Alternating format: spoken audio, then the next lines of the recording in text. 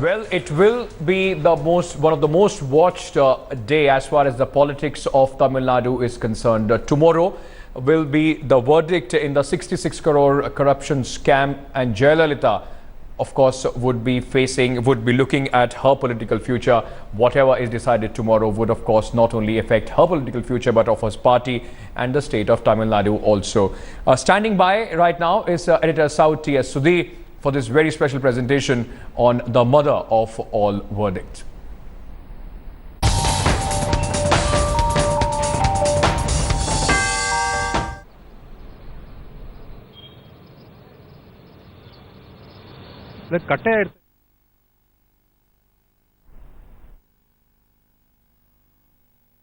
Well, Sunday, we'll just try and get back to Sudhir. It seems there was some audio problem there, but Sunday is Mother's Day. But for AIADMK, the real Mother's Day will be tomorrow. On Monday, this when the cadre is hoping that Jayalalitha, who they worship as Amma, gets a reprieve from the Karnataka High Court.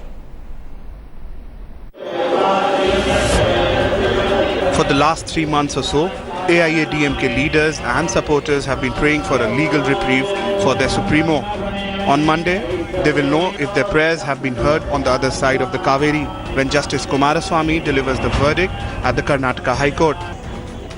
The premises around the court have been turned into a fortress with Section 144 imposed to prevent any untoward situation.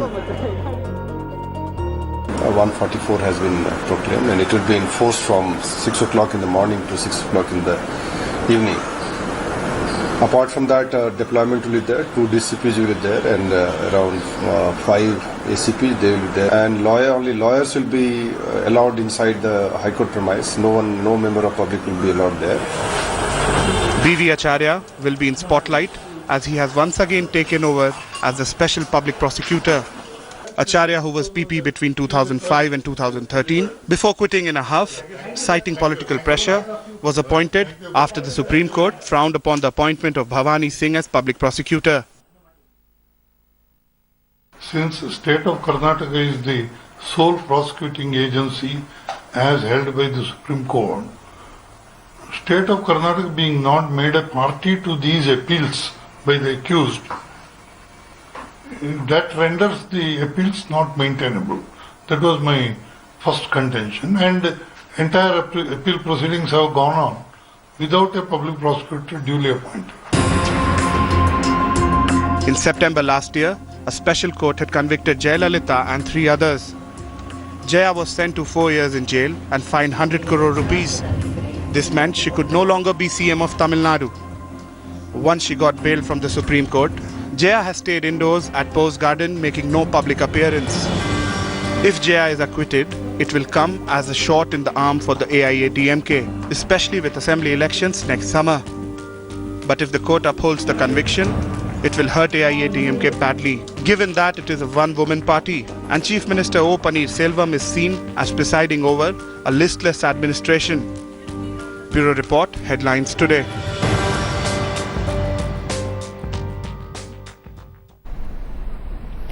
Well, editor South T.S. Sudhir is now back on the line with us. Sudhir, an important day not only for Jayalalitha, her entire party, but also for the politics of Tamil Nadu. Right, Ankit, I come to you here from the AIADMK headquarters in Chennai, where you can see behind me both Jayalalitha's posters as well as the statue of the party founder MGR.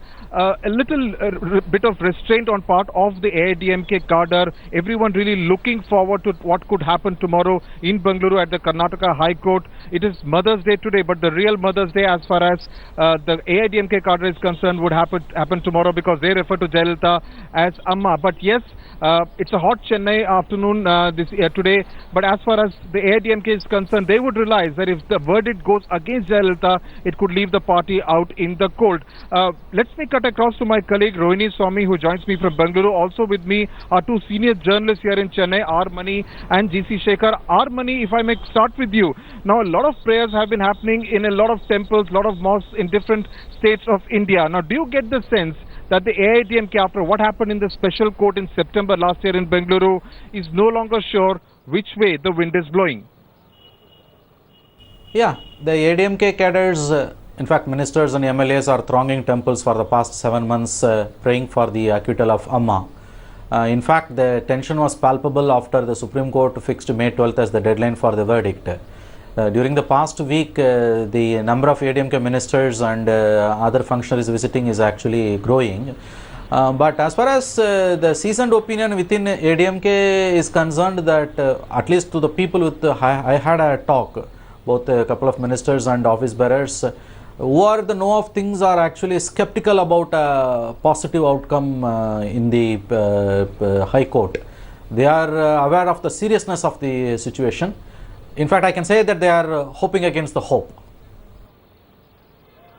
GC Shekhar, do you get the sense that the AIDMK camp at the moment, 24 hours before the verdict, is a bit nervous?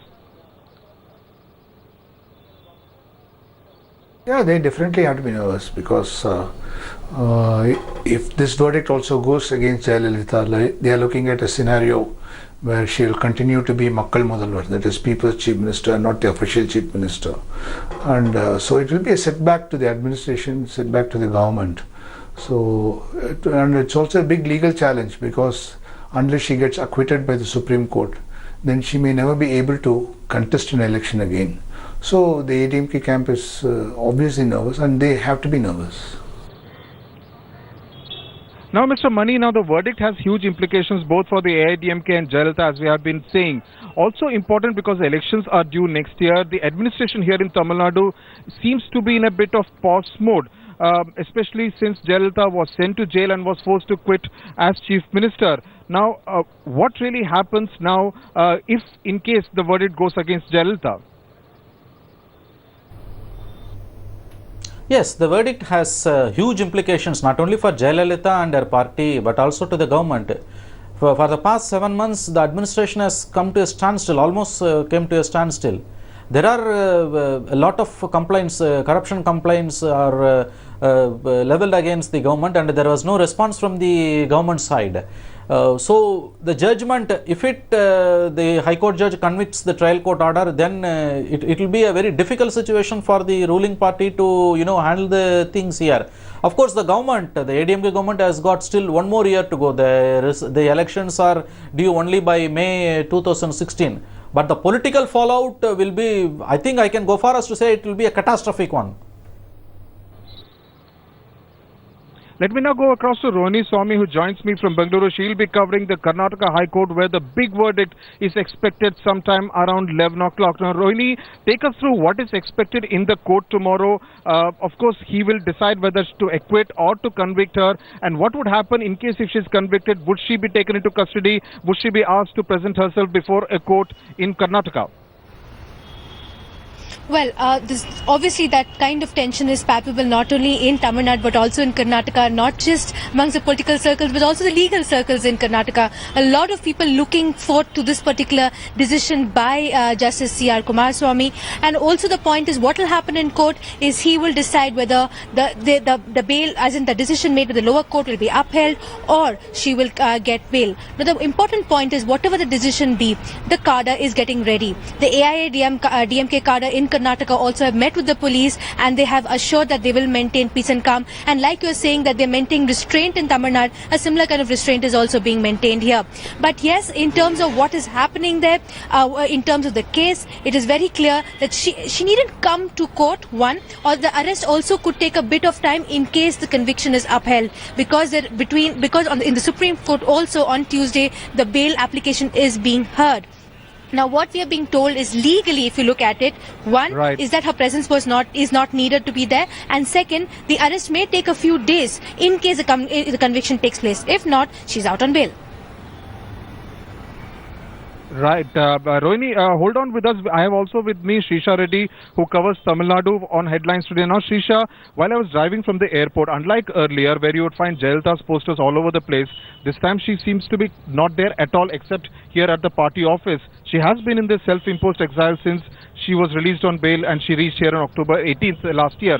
Now, what is the mood? What does this kind of signify as far as the AIADMK is concerned? Well, ADMK is very clearly in an anxiety mood because remember they don't want to repeat what they did in the past because remember a huge drama unfolded because the ADMK was very hopeful that Jayalalitha will be acquitted in last time, but it happened otherwise. So this time they want to wait and see what is going to happen to Jayalalitha, and they don't want to just go ahead with saying that she will be acquitted in this case. Though the ADMK, they do hope that Jayalalitha will be acquitted, but they don't want to just go ahead with this sort of a positive note.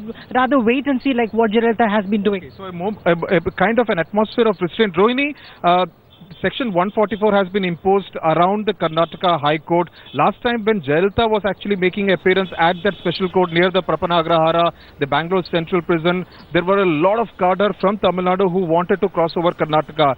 Is there anything like that expected tomorrow when Jayalalitha is not going to make an appearance at the Karnataka High Court? Well, not exactly, for the simple reason that Jayalalitha herself is not present in Bangalore. Last cadre came into Bangalore, also crossed over from Tamil Nadu to Karnataka, also to show their strength to who they call their beloved Amma. But this time, yes, they'll be watching, they'll be glued to the television sets. There are some people who are expected here in terms of the numbers. The AIADMK Karnataka General Secretary also, Mr. Pugarendi, had met with the Additional Commissioner of Police in Bangalore City and told them that they're expecting a certain number of people. Even in terms of Section 144 has been imposed around Karnataka High Court, but also the ADMK cadre will be given a designated space where they will have to stand and watch. Because the last time when we saw, initially there was a lot of confusion whether the bail was given or not. At that time there was a law and order issue. So as no law and order issue takes place again, the police also are trying to maintain and keep them far away as possible, and more importantly keep them away from the media so that there is no wrong information that is disseminated. Right. Right, Srisha, last time we saw after the verdict, when the verdict went against Jayalalitha, DMK and AIADMK cadre clashed here in Chennai. There are also attacks on the media. Could we see something like that in case if the verdict goes against the AIADMK leader? Well, the police don't want to take any chances because last time, right outside the Karunanidhi's residence in Gopalapuram, they were clashed between, and the people were injured. The general public were injured. So this time, they don't want to take chances. It might happen because, having said that, this is going to be the big verdict for the AIADMK. So they might as well, this kind of incidents might happen, but no chance has been taken. Security has been beefed up outside Poise Garden, outside the DMK's residence, and also in the party office where we are standing right now. Right. GC Shekhar, we saw in 1996, in fact, the same Tamil Nadu electorate punished Jayalalitha for these perceived excesses and voted her out of power. Next year, we're going to have the elections in Tamil Nadu. Do you get the sense that the voters of Tamil Nadu may once again vote on the same issue of corruption which happened between 1991 and 96?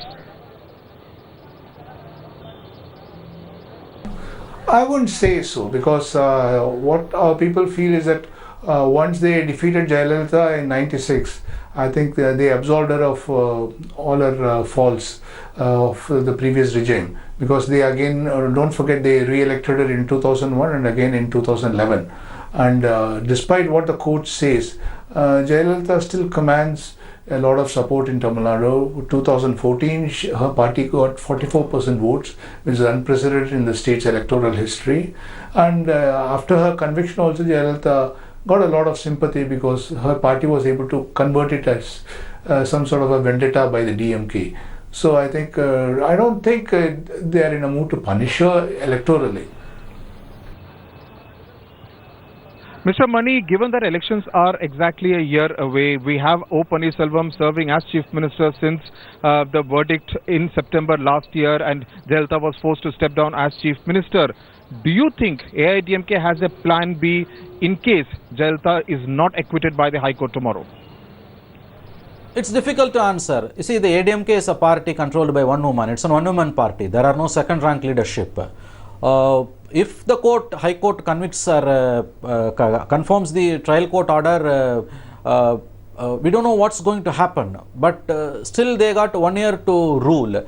The plan B is a difficult question to answer. You see, the majority section of AIADMK, both the ministers and those in the power, are actually in a denial mode. While one section with the know of things feel that that the acquittal is a difficult proposition, and they are, as I said, skeptical about the positive outcome. And another section, which is a majority one, is actually feeling that Amma may be get acquitted. So the question of plan B doesn't arise here, given the nature of the party.